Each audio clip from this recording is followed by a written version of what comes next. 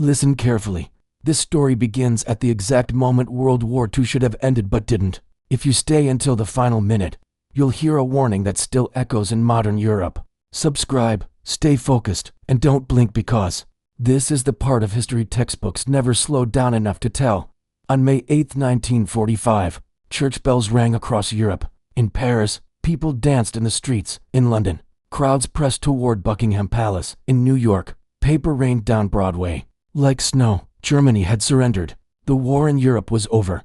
But inside a converted German hunting lodge near Bad Nauheim, one American general sat alone, furious, staring at a map that refused to look peaceful. General George S. Patton did not celebrate Victory in Europe Day. He sharpened a pencil and drew a line east. Patton's headquarters smelled of damp stone and cigarette smoke. The walls were still decorated with Nazi hunting trophy stag antlers, carved eagles, symbols of a defeated enemy that Patton barely noticed anymore. What held his attention was the Red Army's position. Millions of Soviet troops now occupied Eastern Europe. Their armor sat motionless, engines cold but ready, like a predator pausing after a kill. To most of the Allied command, this was fine. The Soviets had paid in blood. They had earned their ground. To Patton, it looked like the opening move of the next war. He told his staff, bluntly, "We defeated the wrong enemy." They laughed, nervously. He did not. Patton was not reckless in 1945. That myth came later. By the end of the war, he was one of the most experienced mechanized warfare commanders. Alive, he had studied Soviet doctrine carefully. He admired their operational brutality, their willingness to sacrifice entire divisions to achieve momentum, and that admiration scared him. Patton understood something many politicians did not yet grasp. Wars are not ended by surrender documents. They are ended by power vacuums or filled by them. Germany was gone. Europe was broken.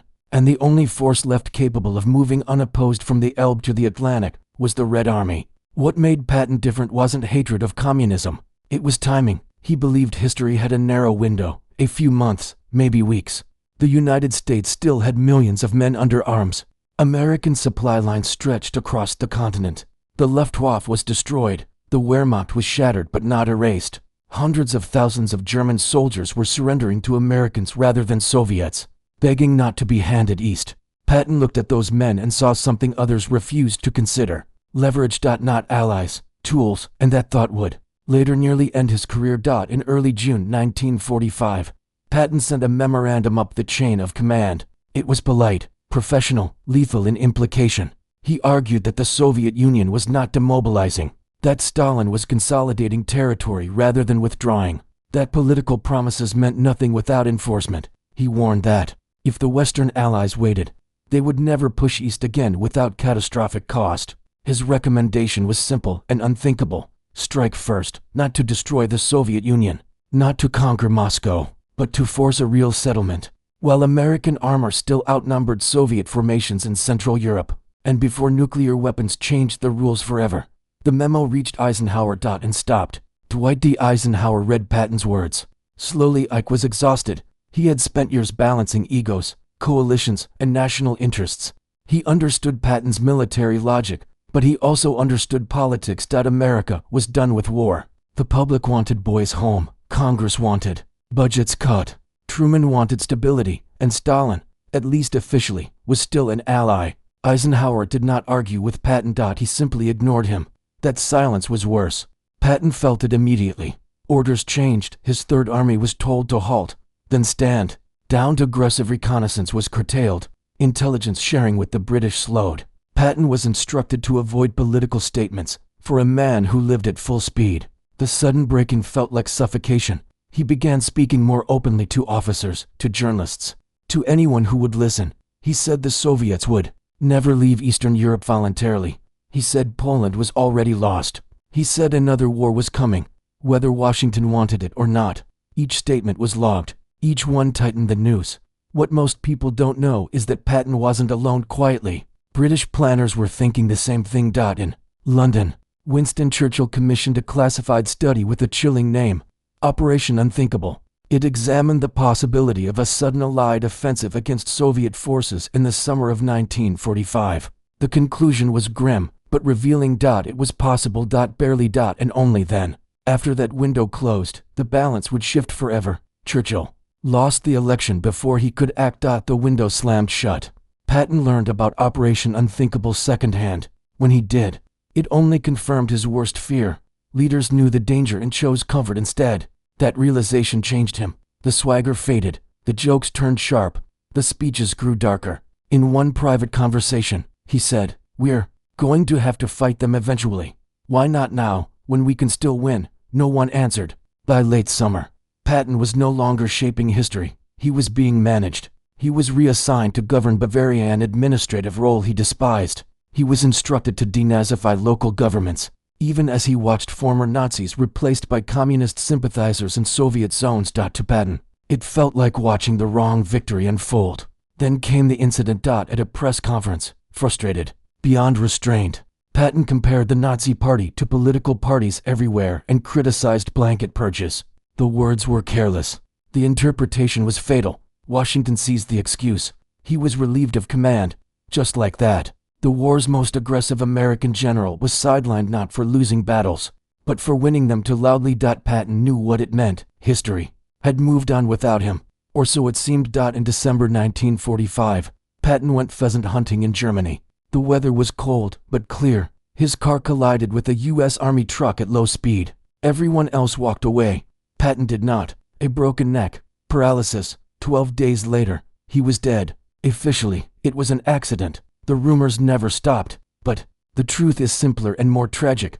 Patton didn't die because he was silenced. He died because he had already lost. Within 5 years, everything he warned about came true. Eastern Europe vanished behind the Iron Curtain.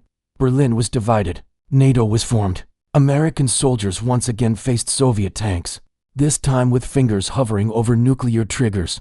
The war Patton wanted to prevent became a cold one instead, longer, more dangerous, less honest. Here is the part that history rarely asks. What if he had been right, not morally, not politically, but strategically? What if 1945 was the only moment when the world could have forced a clear ending, instead of a 70-year standoff balanced on annihilation? There is no satisfying answer, only consequences. Patton believed wars were decided by momentum, not intentions. He believed hesitation was more dangerous than action. He believed that pretending enemies were friends was the fastest way to create future graves. He was wrong about many things, but not about this.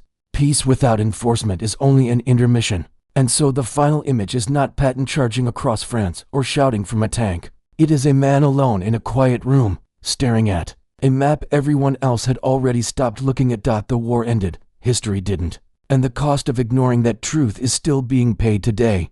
Part to the war that never happened, and the world it created. Stay with this story, because now we move into the shadows. What you're about to hear is not about battles fought, but battles avoided, delayed, and displaced. This is where Patton's warning stops being theory and starts becoming prophecy. By the time George Patton was buried beneath a cold Luxembourg sky, the world had already begun reorganizing itself against his fears. In Washington, officials spoke the language of relief. Demobilization schedules, budget reductions, victory parades. The United States wanted to forget Europe, not remain entangled in it. Mothers wanted sons home. Factories wanted peacetime contracts. Voters wanted normalcy. Across the Atlantic, however, the map was being redrawn in silence. Red Army units did not leave. The entrenched. Rail lines were seized. Police forces were restructured. Local governments were assisted. Elections were postponed, then guided, then quietly rendered irrelevant. In Warsaw, Budapest, Bucharest, and Sofia, the same pattern repeated with mechanical precision. Patton would have recognized it instantly, because it wasn't chaos. It was doctrine. The American intelligence community noticed too, but late, and, reluctantly, reports from the field described Soviet supply depots expanding instead of shrinking, tank parks growing instead of dispersing, political officers appearing in villages before civilian administrators. To planners in the Pentagon, these were worrying signals. To Patton, they would have been confirmation. But Patton was gone, and without him, the arguments lost their edge. In early 1946, an obscure American diplomat in Moscow sent a long cable to Washington. It was dense, analytical, and unusually blunt. He argued that the Soviet Union could not coexist peacefully with the West, that it viewed compromise as weakness, that it respected only strength and inevitability. His name was George Kennan. The cable electrified policymakers. But here is the uncomfortable truth. Patton had been saying the same thing out loud nearly a year earlier. The difference was tone. Kennan sounded scholarly. Patton sounded dangerous. The United States responded not with tanks, but with theories. Containment. Deterrence. Mutually assured destruction, though no one called it that yet. Instead of one decisive confrontation, the world entered a permanent standoff. Instead of a single brutal resolution, there would be proxy wars, espionage, an ideological trench warfare, a slow bleed. Patton had feared exactly this. In Germany, the consequences became visible almost immediately. American and Soviet soldiers, who had once shared cigarettes at the Elbe, now stared across barricades. Checkpoints hardened. Patrols became cautious. Accidental encounters were reported up the chain within minutes. In Berlin, the city became a pressure cooker. Every streetcar route, every canal, every power station became strategic terrain. When the Soviets cut off land access to the city in 1948, it was not an act of desperation. It was a test. Would the Americans fight or fly around the problem? They chose flight. The Berlin airlift was a triumph of logistics and resolve, but it was also an admission. The West would not force the issue. Patton would have hated the airlift, not because it failed but because it proved his point. The Soviets pushed, the West adapted. No one reversed anything. The line moved one direction only. As years passed, Patton's reputation softened. His rough edges were sanded down. He became a symbol of boldness, then excess, then colorful controversy. His strategic warnings were rarely quoted. They didn't fit the Cold War narrative, because admitting Patton might have been right raised a terrifying question. If war in 1945 might have prevented 70 years of nuclear terror, what does that say about the cost of restraint? No leader wanted to answer that. Instead, the United States fought elsewhere: Korea, Vietnam, later, countless smaller conflicts where superpowers tested each other indirectly. Each war carried echoes of the one Patton had wanted to fight openly. Each one cost lives without ever resolving the central tension.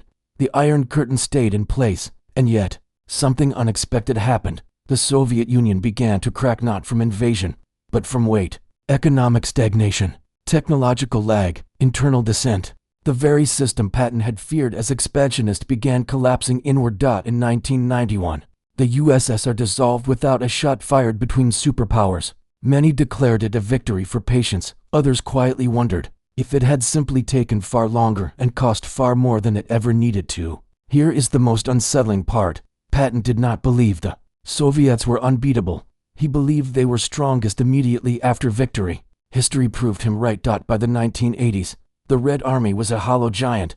By the 1990s, it was gone. The moment of maximum danger had been 1945, and that moment passed. So was Patton right? That depends on how history is measured. If success is avoiding immediate catastrophe, then ignoring him worked. If success is minimizing long-term risk, the answer becomes less comfortable. Patton's vision required moral compromise, political courage, and the willingness to be hated in the present to protect the future. Those are rare qualities, even in victory. Today, Europe is once again watching its borders. Old fears have returned under new flags. The language has changed, but the patterns feel familiar. Military exercises, spheres of influence, red lines drawn in invisible ink. Patton's map, the one he stared at in that hunting lodge, no longer exists. But the instinct behind it does. The understanding that power abhors uncertainty, that unfinished wars do not end, they transform. Patton once said that wars are not fought to die for your country, but to make the other bastard die for his. What he never got to say publicly is what comes next. That wars avoided without resolution do not spare lives forever. They only postpone the bill. History did not choose Patton's path. It chose caution. Whether that choice was wisdom or fear remains unresolved. And that may be the most dangerous lesson of all. Because the next time the window is open, the cost of hesitation may be higher than ever before.